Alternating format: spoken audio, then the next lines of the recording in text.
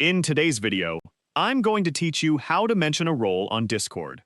Mentioning a role on Discord is a simple way to notify everyone who belongs to a specific group without having to tag each member individually.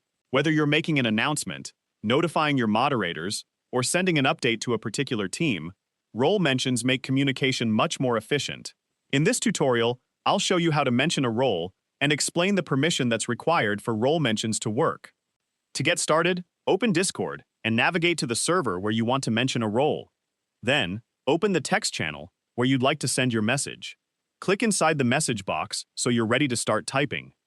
To mention a role, type the @ symbol, also known as the @ symbol. As soon as you type it, Discord will automatically display a list of suggestions that includes available members, channels, and roles. If you can already see the role you want to mention, simply click on it from the list. Discord will insert the role mentioned directly into your message. If the role doesn't appear immediately, continue typing the name of the role after the @ symbol.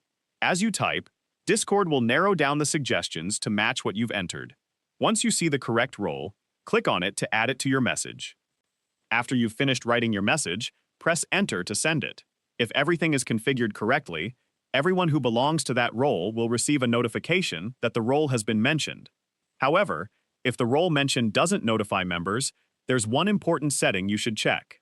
The server administrator must allow that role to be mentioned by everyone.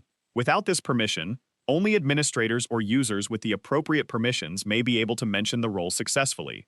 To verify this setting, open the server's settings and navigate to the Roles section. Select the role you want to configure, then look for the option labeled Allow anyone to mention this role. If this setting is enabled, members with permission to send messages can mention the role normally. If it's disabled, role mentions may be restricted to administrators or other authorized users. Once this option has been enabled, return to your text channel and mention the role again using the same method.